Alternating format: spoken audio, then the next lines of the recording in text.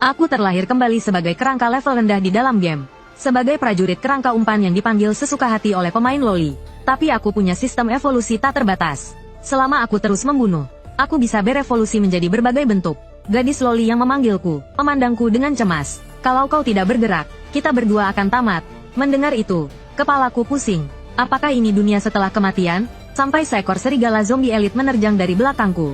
Aku baru mengerti. Ini bukanlah dunia setelah kematian, melainkan dunia game yang kumainkan semasa hidup. Melihat ini, Zhang Mengmeng langsung panik, dan mendesakku untuk segera menghentikannya. Tapi aku tidak tahu siapa wanita ini. Berani-beraninya menyuruhku. Detik berikutnya, serigala zombie itu menerjang. Dan bagiku yang berpengalaman dalam game ini, aku sudah hafal kelemahannya. Tapi detik berikutnya, lenganku hancur berkeping-keping. Melihat pecahan tulang yang berserakan, aku akhirnya mengerti. Ternyata aku adalah pemain legendaris di dunia game ini. Karena kecelakaan mobil, aku terpaksa menjadi joki game. Akhirnya, aku mati karena terlalu banyak bekerja di klub yang tidak bertanggung jawab.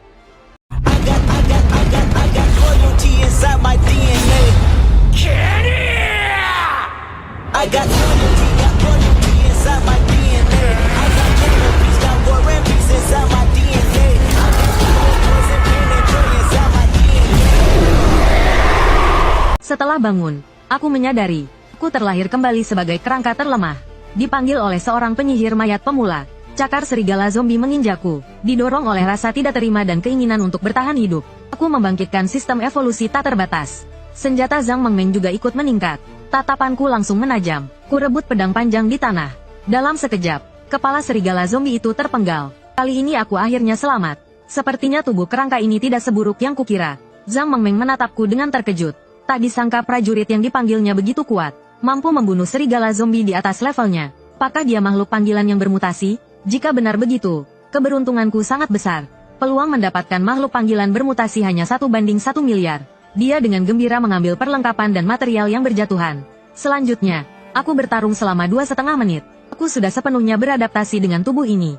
Serigala zombie seperti sayuran bagiku. Tapi yang mengejutkanku adalah sistem ini. Sepertinya selama aku terus membunuh monster dan pemain, aku bisa berevolusi dan naik level. Saat aku memikirkan apa yang bisa dievolusikan dari level terendah, tubuhku berevolusi menjadi pendekar kerangka tingkat 2. Tidak hanya semua atribut meningkat 80%, aku juga mendapatkan senjata eksklusif, pedang baja tulang. Aku mencoba mengayunkan senjata itu. Panjang dan efeknya terasa cukup bagus. 00, belum aktif. Tak disangka satu evolusi meningkatkan sebanyak ini. Teknik pedang cepat. Kekuatanku saat ini jauh melampaui pemain dengan level yang sama. Tapi tiba-tiba aku tersadar.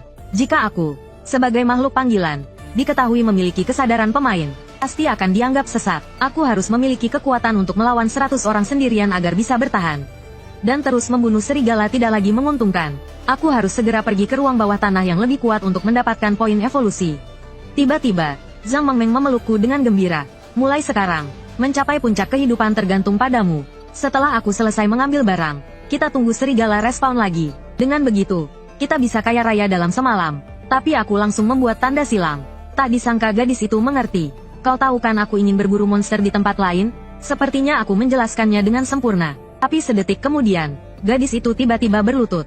Jangan, di sini banyak monster dan kau memburunya dengan cepat. Kumohon, tetaplah di sini, ya. Melihat itu, aku terdiam. Pertama kalinya aku melihat seseorang memohon pada sumenanya sendiri.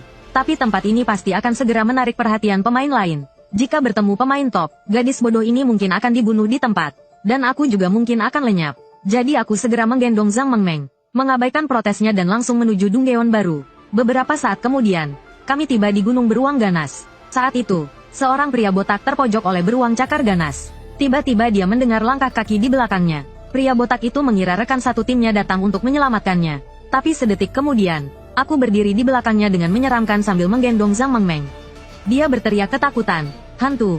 Tapi aku tidak menyangka Zhang Mengmeng yang polos juga ikut berteriak. Pria botak yang menakutkan. Akhirnya, pemain yang masih memiliki sedikit HP itu langsung mati ketakutan. Saat itu, beruang cakar ganas menyadari kehadiranku, dan segera menyerbu ke arahku. Zhang Mengmeng tampak ketakutan. Pemain level 5 saja tidak bisa mengalahkannya. Lebih baik kita lari. Tapi dalam hati aku diam-diam senang. Sepertinya tidak ada yang akan menggangguku. Tidak perlu repot-repot menghabisi beberapa pemain. Dan para pemain itu dengan baik hatinya, telah mengumpulkan monster beruang untukku. Ini sangat menguntungkan untukku berburu monster. Ku segera melempar Zhang Mengmeng ke samping. Dia baru saja akan memakiku. tetapi menyadari semua beruang monster telah berkumpul. Tulang kecil, kumohon, ya, ayo kita lari. Tapi aku segera menyerbu dan mulai bertarung. Pada saat yang sama, sistem memberi notifikasi. Anda telah menarik perhatian beruang cakar ganas. Dan inilah yang kuinginkan. Pertama, tarik semua agro ke arahku. Dengan begitu, aku tidak perlu khawatir tentang keselamatan Zhang Mengmeng. Selanjutnya, aku hanya perlu mengandalkan pengetahuanku tentang monster dan keahlianku. Untuk menghabisi mereka semua, aku hafal setiap gerakan beruang cakar ganas. Dengan gerakan yang lincah, aku menghindari semua serangan. Zhang Mengmeng yang berada di samping tercengang. Luar biasa, tidak hanya menghindari semua serangan, tetapi juga bisa menyesatkan beruang cakar ganas untuk menyerang temannya sendiri. Sebagai kerangka, aku lebih cepat daripada pemain biasa. Dan beruang cakar ganas kebetulan memiliki serangan tinggi, HP tebal, dan gerakan lambat. Aku memanfaatkan keunggulan kecepatan, untuk dengan cepat dan tepat merusak titik lemah mereka, yaitu pergelangan kaki. Tidak lama kemudian, semua sendi beruang monster rusak dan mereka terjatuh.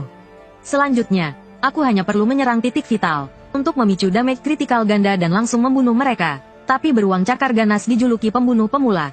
Tentu saja tidak semudah itu, karena setelah anggota tubuh mereka rusak, ada kemungkinan mereka menggunakan skill khusus. Getaran dan arus listrik yang kuat akan langsung melumpuhkan pemain. Aku segera menggunakan blink dan melindungi Zhang Mengmeng di belakangku. Dia mengira aku tidak akan tahan, tetapi terkejut melihat aku tidak terluka. Itu karena aku bukan manusia, aku kerangka. Petir sama sekali tidak berpengaruh padaku. Setelah menggunakan skill petir, ada jeda 3 detik. Lalu, aku langsung menancapkan pedangku di kepala beruang cakar tajam, disertai raungan yang menyayat hati. Beruang cakar tajam itu berhasil kubunuh. Melihat beruang cakar tajam lainnya mendekat, aku sama sekali tidak panik, karena aku sudah hafal pola serangan mereka. Selanjutnya, aku hanya perlu mengulang trik yang sama. Aku akan terus berburu di sini sampai evolusi berikutnya, dan juga mengalahkan bos rahasia. Zhang Mengmeng menutup mulutnya dengan penuh semangat. Tengkorak kecilku sangat hebat. Ini seperti gerakan pemain legendaris, Dewa Jiang Cheng. Jangan-jangan, mungkinkah ini Easter egg yang dibuat untuk sang dewa? Dan kebetulan ku panggil, dan tengkorak kecil ini semakin terlihat tampan. Semangat, tengkorak kecil, kehidupan indah kakak bergantung padamu. Tak lama, poin evolusi terkumpul hingga 400. Berkat penampilanku yang luar biasa, sistem membuka jalur evolusi tersembunyi. Meskipun syarat evolusinya membutuhkan 2000 poin, investasi yang tinggi berarti hasil yang tinggi. Lagi pula aku juga penasaran, akan seperti apa evolusi selanjutnya. Namun, setelah membunuh beruang cakar tajam terakhir, poin evolusiku masih kurang 20. Dan beruang cakar tajam tidak akan muncul lagi di sini untuk sementara waktu. Meskipun poin evolusi belum tercukupi, setidaknya bos rahasia di sekitar sini telah aktif. Sayangnya, bos rahasia level ini sangat sulit untuk dibunuh hanya dengan kecepatan dan pengalaman. Maka kuputuskan untuk menantangnya setelah berevolusi. Tiba-tiba, aku merasakan sebuah sentuhan. Ini adalah ikatan antara aku dan Zhang Mengmeng. Meskipun jaraknya jauh, aku tahu apa yang sedang dia lakukan tanpa perlu melihat. Benar saja, dia masih asyik memunguti perlengkapan di tanah. Aku hendak menghampirinya, tapi kulihat sekelompok pemain datang. Sialan, bajingan mana yang menyapu bersih tempat ini? Berani-beraninya merebut tempat guild pemburu harimau. Segera perintahkan orang-orang untuk mencari. Mayat di tanah belum menghilang.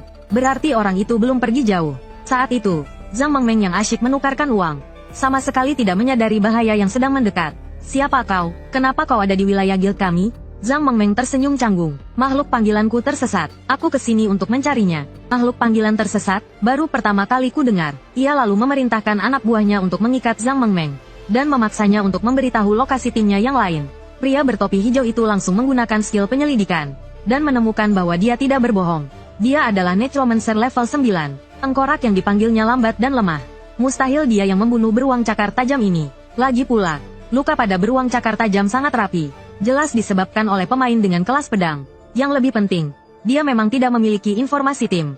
Dia mungkin hanya orang bodoh yang tersesat di daerah ini. Namun, dihadapkan dengan wanita cantik seperti ini, mana mungkin pria bisa melepaskannya begitu saja? Ia langsung menunjukkan wajah buruk rupa pada Zhang Mengmeng. Zhang Mengmeng gemetar ketakutan. Tolong aku, tengkorak kecil. Saat itu, sosokku tiba-tiba muncul di belakang mereka berdua. Saat pria bertopi hijau menoleh, yang tersisa di seluruh Dunggeon hanyalah jeritannya yang memilukan. Zhang Mengmeng menangis terseduh-seduh, menerjangku. Tengkorak kecil, akhirnya kau kembali. Aku hampir tidak tahan lagi. Melihat banyak pemain yang datang berlarian, aku mengangkat Zhang Mengmeng dan lari. Pedang panjang di tanganku, mengungkapkan fakta bahwa beruang cakar ganas telah kubunuh. Begitulah, aku menggendong Zhang Mengmeng dan berlari melintasi Dunggeon. Para pemain guild pemburu harimau di belakangku mengejarku dengan sekuat tenaga. Melihat itu, Zhang Mengmeng memintaku untuk menurunkannya. Berpikir dia mungkin bisa membantuku bertarung. Dia tidak tahu betapa tidak bisa diandalkannya pemain baru di mataku. Melihat aku tidak menurunkannya, wajah Zhang Mengmeng langsung memerah. Apakah tengkorak kecil tidak rela melepaskanku? Jangan-jangan dia jatuh cinta padaku? Meskipun dari dekat dia lumayan tampan. Sayang dia tetap saja tengkorak kecil. Detik berikutnya, aku melemparkan Zhang Mengmeng ke semak-semak di samping. Sendirian, aku memancing semua pemain. Mereka memang kombinasi pembunuh yang sempurna. Ada yang bertugas menekan pemain dalam pertarungan jarak dekat. Dan ada pengintai yang bertugas mengganggu dari jarak jauh. Untungnya, aku baru saja membunuh seorang pemanah. Tapi kemudian, sang kapten menyadari ada yang tidak beres. Dia merasa ada yang aneh. Dia kemudian meminta pemanah untuk menggunakan skill pengintaian. Tapi detik berikutnya, aku membuat gestur ramah. Membuat pemanah yang sudah panik semakin panik. Sambil mengumpat, dia menyerangku. Bagus, ikan besar sudah terpancing. Melihat tidak ada bahaya, sang kapten dan anak buahnya yang tersisa menyerbu ke arahku. Palunya menghantam tanah. Tapi detik berikutnya, sang kapten terkejut. Dunggeon tiba-tiba mengeluarkan peringatan merah. Bos tersembunyi gunung beruang cakar ganas telah terbangun sepenuhnya. Hanya dengan satu lompatan, pemain bertopi hijau langsung terinjak. Semua orang ketakutan dan melarikan diri. Tapi mereka mendapati tubuh mereka melayang di udara tanpa bisa dikendalikan. Ini adalah skill medan badai milik bos tersembunyi. Para pemain itu mungkin tidak akan bertahan lama. Baru saat itulah mereka menyadari bahwa mereka telah diperdaya oleh seorang prajurit kerangka. Sementara itu, aku dengan mudah menghabisi mereka yang melarikan diri. Pada saat yang sama, bos tersembunyi sudah mengamuk. Dengan tubuhnya yang besar, ia dengan cepat menyerbu ke arahku. Aku baru saja berhasil membunuh seorang pemain. Dan poin evolusku bertambah 20. Ding dong, poin evolusimu sudah penuh. Apakah kamu ingin berevolusi? Tanpa ragu, aku memilih untuk berevolusi. Saat ini, sistem evolusi tersembunyi akhirnya aktif. Detik berikutnya, aku berevolusi menjadi pengawal serangan kerangka. Hanya dengan satu tangan, aku menahan serangan beruang cakar ganas. Setelah berevolusi, kecepatan serangku meningkat pesat. Dan aku mendapatkan skill baru. Dalam sekejap, aku menyerang sendi beruang cakar ganas dengan beberapa bilah tajam. Titik lemah monster beruang tetaplah sendi dan tengkuknya. Ayo, tunjukkan kemampuanmu. Beruang cakar ganas langsung menyerbu ke arahku. Aku dengan cepat bereaksi dan mundur. Meskipun aku telah berhasil berevolusi, tapi aku juga tidak bisa gegabah menerjangnya. Jadi aku beralih ke bentuk kerangka, dan menggunakan keahlian baru, panah tulang, ke arah Raja Beruang. Seketika, kepala Raja Beruang berubah menjadi seperti landak. Ini berhasil membuat Raja Beruang panik. Detik berikutnya, dia menggunakan keahlian, medan badai. Di bawah gangguan medan itu, jika aku tertarik ke sana, gerakanku akan sangat terbatas. Tapi aku malah tersenyum. Aku segera menggunakan panah tulang ke Raja Beruang. Karena di bawah pengaruh gravitasi, semua panah tulang akan terhisap ke arahnya. Dan ini pas untuk menghalangi pandangan Raja Beruang. Segera, aku sampai di kaki Raja Beruang. Dan memanfaatkan gravitasi medan untuk meningkatkan kecepatan seranganku. Aku mengangkat pedang panjang dan menyabet perut Raja Beruang. Menembus perutnya. Saat itu, pohon dan batu di sekitar tercabut dari tanah. Sepertinya efek gravitasi meningkat. Sekarang panah tulangku hampir habis. Aku hanya bisa bertaruh nyawa. Aku mengambil pedang panjang dan melompat. Menerjang kepala Raja Beruang. Aku menggunakan panah tulang lagi untuk membutakan Raja Beruang. Dan langsung menusukkan pedang ke matanya. Raja Beruang meraung kesakitan. Dan gravitasinya menghilang. Sepertinya durasi keahliannya telah berakhir. Tiba-tiba, Raja Beruang berbicara. Pemain, aku sudah menunggumu sejak lama. Aku terkejut dengan kejadian mendadak ini. Aku tahu betul pengaturan game ini. Bos di awal permainan tidak mungkin berkomunikasi dengan pemain. Peringatan, penguasa Gunung Beruang akan menggunakan keahlian guntur 1000 kg. Sepertinya ini tambahan dari pengembang yang sok imut saat uji publik. Tidak mengerjakan hal yang penting. Hanya menambahkan hal-hal yang tidak perlu. Tapi kalau begitu, aku tidak akan sungkan. Karena petir tidak berpengaruh pada kerangkaku. Sementara itu, di tempat lain, Zhang Mengmeng sedikit mengkhawatirkanku. Dia yang biasanya sangat materialistis memilih untuk membuang perlengkapannya. Aku harus menyelamatkan tengkorak kecil. Meskipun tasku tidak berguna, tiba-tiba, sesuatu yang hitam terbang di udara. Astaga, apa itu? Ternyata itu kepala beruang yang masih segar. Disertai suara ledakan keras. Ding dong, satu Dai Xiaomeng telah mengalahkan bos tersembunyi, Raja Beruang, untuk pertama kalinya. Dan dia mendapatkan kostum baru, jubah beruang ganas. Semua atributnya juga meningkat pesat. Tapi dia tidak peduli tentang itu. Dia hanya peduli berapa banyak emas dan material yang didapat. Sepertinya dia benar-benar mata duitan. Hore, tengkorak kecil. Kita bisa ganti profesi, lalu kita jual materialnya dan dapat banyak uang. Asyik. Setelah itu, dia pergi mengawasi kerangka lainnya agar tidak bermalas-malasan. Kenapa kau lebih bodoh dari tengkorak kecil? Materialnya rusak. Aku duduk di tanah dengan pasrah. Jubah ratusan ribu dipakai seperti baju biasa. Aku benar-benar tidak habis pikir. Tapi peningkatan level kali ini benar-benar lompatan besar. Statistiknya sudah jauh melampaui pemain level 15. Hanya saja poin evolusi yang dibutuhkan untuk evolusi berikutnya agak keterlaluan. Bunuh satu monster cuma dapat 20 poin evolusi. Sampai kapan aku harus begini? Tapi karena aku sudah terikat dengannya sebagai summon, dia jadi kuat berarti aku juga kuat. Tiba-tiba Zhang Mengmeng memanggilku. Katanya mau nunjukin sesuatu yang bagus. Saat ku dekati, ternyata itu peti harta rampasan dari Raja Beruang. Aku hampir lupa, skill petir menyambar langka untuk semua kelas. Zhang Mengmeng sepertinya tahu aku menginginkannya. Tulang kecil, kamu pasti menginginkan buku skill ini, kan? Aku bisa dapat banyak material dan koin emas berkat kamu. Kalau suka, ambil saja. Mendengar itu, wajahku langsung menunjukkan ekspresi senang. Anak yang baik, anak yang baik. Ternyata gadis ini tidak sematre yang kukira. Setelah kamu mempelajarinya, kecepatan kita memburu monster akan lebih cepat. Maka mimpiku untuk jadi kaya raya tidak akan lama lagi. Hehehe, aku tarik kembali kata-kataku tadi. Lebih baik aku coba skill ini dulu. Aku langsung menggenggam pedang panjang dan mengumpulkan energi, lalu melepaskannya. Kekuatan petir yang dahsyat langsung tercurah keluar. Jangkauan skill ini sangat luas. Sayangnya, daya serangnya terlalu lemah. Tapi tiba-tiba aku ingat, poin evolusi juga bisa memperkuat skill. Tanpa ragu aku menggunakan semua poin evolusi untuk meningkatkan skill. Detik berikutnya, petir di pedang panjang langsung berubah drastis. Aurku juga berubah. Lalu aku menggunakan skill petir menyambar lagi. Pohon-pohon di depanku langsung lenyap. Meningkatkan skill ternyata pilihan yang tepat. Zhang Mengmeng lalu memanggil 2 prajurit kerangka untuk mengumpulkan perlengkapan di tanah. Sementara dia sibuk mengisi ulang mana, bersiap untuk bos Dunggeon berikutnya. Tapi tiba-tiba Zhang Mengmeng melihat, sepertinya ada mayat pemain di depan. Melihat mayat itu, aku merasa tidak enak. Jangan-jangan mereka terbunuh oleh skill petir menyambarku. Ngapain mereka sembunyi di semak-semak? Tapi sepertinya mereka dari Guild Pemburu Harimau. Mengenakan baju zirah berat dengan resistansi fisik penuh. Sepertinya mereka mengincarku. Kedepannya aku harus lebih banyak mengumpulkan informasi. Tiba-tiba Zhang Mengmeng bilang masih ada satu yang hidup. Saat Satria Merah ingin memberitahu yang lain, lengannya langsung kutancapkan ke tanah dengan pedangku. Beruntung sekali, melihat perlengkapannya. Sepertinya aku dapat ikan besar. Tapi untuk berjaga-jaga, aku langsung merampas semua perlengkapannya. Lalu mengikatnya. Tapi detik berikutnya, Zhang Mengmeng terkejut. Tak disangka di balik helm merah itu, ternyata ada loli berkaus kaki hitam yang sangat cantik. Tapi apa kita perlu melakukan ini? Oh, ternyata dia satu komplotan dengan 3 orang tadi. Aku mengerti, jadi begini caranya agar dia tidak bisa lockout paksa.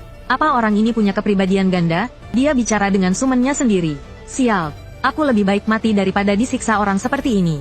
Zhang Mengmeng lalu memutuskan untuk mencoba berkomunikasi. Maaf, tadi kami salah serang. Kami ingin menanyakan beberapa pertanyaan. Bunuh saja aku tidak akan mengatakan sepatah kata pun. Seumur hidupku, aku paling benci orang mesum. Bahkan jika kau seorang wanita, itu tidak terkecuali. Jangan hina aku. Siapa? Kau bilang siapa mesum? Kami hanya takut kau kabur. Mendengar itu, aku menepuk bahu Zhang Mengmeng. Sepertinya cara halus tidak berhasil. Kita harus pakai cara kasar. Tengkorak kecil. Apa kita benar-benar harus menggunakan rencana B? Pikirkan lagi. Akhirnya kita mulai. Ya, ayo. Aku tidak mau disiksa oleh wanita gila dengan kepribadian ganda. Tapi sedetik kemudian, aku mengeluarkan sekantong koin perak. Pajak satria wanita itu langsung menjadi gelap. Lihat, lihat, dia akan menggigit lidahnya sendiri untuk bunuh diri. Sudah kubilang dia tidak tertarik pada uang. Sepertinya kau yang sayang uang. Tapi sedetik kemudian, aku mendengar suara yang menggoda. Adik kecil, kau pandai menilai orang. Bukankah kau hanya ingin bertanya beberapa pertanyaan pada kakak? Tanyakan saja. Mendengar itu, aku tersenyum. Sepertinya, baik di dunia nyata maupun di dalam game, uang memang segalanya. Jika tidak berhasil, berarti uangnya belum cukup. Ternyata belum lama ini, ketiga orang itu berencana untuk menyergap aku dan Zhang Mengmeng. 2 ksatria bodoh itu tidak mengerti mengapa Bear Mountain diserang, tapi malah pergi ke daerah lembah untuk menyergap. Satria Merah yang sedikit lebih pintar berkata, kalian tidak mengerti, kan? Bos tersembunyi tidak akan muncul kembali di tempat yang sama. Biasa saja, biasa saja. Tapi bos, ku dengar Necromancer itu adalah orang mesum yang gila dan gendut. Seumur hidupku aku paling benci orang mesum. Tenang saja, kita juga sudah siap. Dengan pertahanan fisik yang maksimal, mana mungkin kita takut pada tengkorak kecil yang hanya bisa menyerang fisik? Bos memang jenius. Sekarang, kecuali dia curang, dia tidak akan bisa lolos. Hahaha, tapi sedetik kemudian, petir ungu menyetrum mereka hingga berteriak. Arus listrik yang kuat membuat mereka berteriak kegirangan. Dan setiap serangan adalah serangan kritis. Ini, bagi mereka yang hanya meningkatkan pertahanan fisik tanpa pertahanan sihir, tidak diragukan lagi menambah masalah. Kemudian, 2 prajurit bodoh itu lebih dulu keluar dari permainan. Sehingga terjadilah adegan pembuka tadi. Dan pertanyaan yang aku ajukan membuat Satria Merah terkejut. Siapa sebenarnya yang mesum? Ini dia. Satria merah itu menjadi tengkorak nomor 4 Zhang Mengmeng. Dan dengan rela hati, ia mengambilkan peralatan untuknya. Padahal sebelumnya, Satria merah itu sangat jijik pada kami. Sampai ia melihatku membunuh berbagai bos yang kuat. Barulah ia mulai berkeringat dingin. Kontrol yang begitu presisi dan kekuatan yang tidak masuk akal. Seolah-olah sumen ini punya pikirannya sendiri. Koin perak, 50. Ternyata barusan, aku memberikan sekantong koin perak. Agar Ksatria merah yang keras kepala itu membocorkan informasi guild. Sikapnya berubah 180 derajat. Tadinya kupikir dia hanya gadis kecil dengan kepribadian ganda. Tapi ternyata dia wanita kaya yang dermawan. Sekarang dia ingin dekat-dekat dengan wanita kaya ini. Tapi aku menghentikannya. Perlukah sewaspada itu? Senjataku kan ada padamu. Dan Zhang Mengmeng kali ini belajar dari pengalaman. Musuh yang awalnya menyerang kami, sekarang terlihat sangat kooperatif. Ini terlalu mencurigakan. Satria merah dengan pasrah mengatakan, aku dan saudara-saudaraku hanyalah pekerja rendahan. Perseteruanmu dengan guild tidak ada hubungannya denganku. Meskipun kami sedikit rugi, tapi kau memberi terlalu banyak.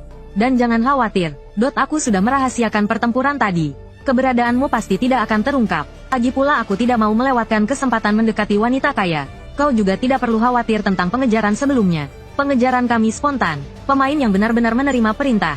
Saat ini masih di gunung beruang ganas. Tapi meskipun mereka mengejar, mereka pasti tidak akan bisa mengalahkanmu.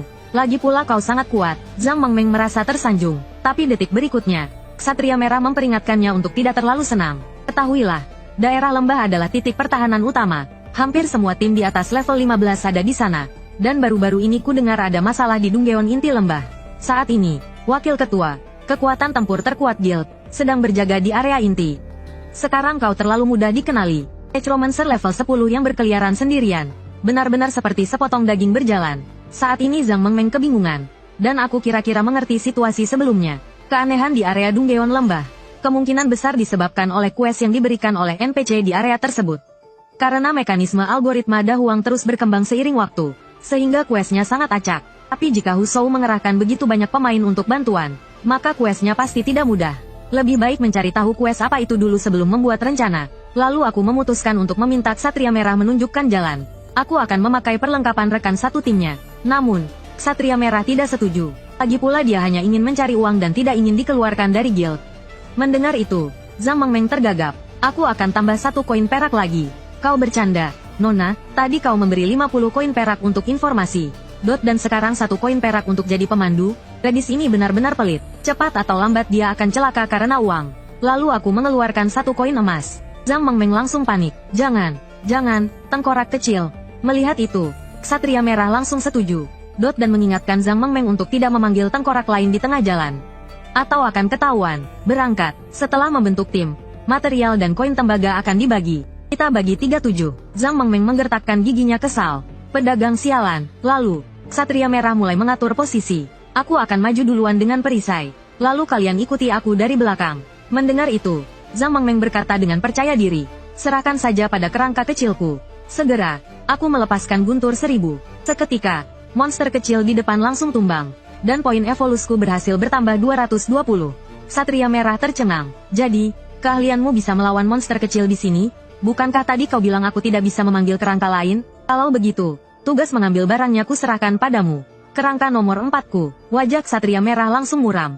Baiklah, aku tahan. Aku juga dapat bagian pengalaman dan uangnya. Jangan terlalu sombong, masih banyak monster elit di depan. Dan golem batu raksasa di sana. Kita harus bekerja sama untuk mengalahkannya. Namun, sedetik kemudian, Ksatria merah tertampar. Karena golem batu raksasa hanya butuh 2,5 menit untuk dikalahkan. Jangan senang dulu, masih ada ular piton lembah di belakang. Namun, hasilnya tetap sama. Pergilah, kerangka nomor 4. Giliranmu beraksi. Saat ini, Ksatria merah merasa sangat malu. Dan itulah yang terjadi di awal tadi. Aku, Ksatria merah, akan terus mengikutinya. Meskipun dia punya kepribadian ganda. Tiba-tiba, terdengar suara minta tolong. Terlihat seorang anak kecil dikejar oleh seorang pria dewasa. Dan dia adalah pemain dari Guild Pemburu Harimau. Suka dengan cerita ini? Klik tombol like, komen, share dan subscribe. Nantikan cerita seru lainnya. Terima kasih.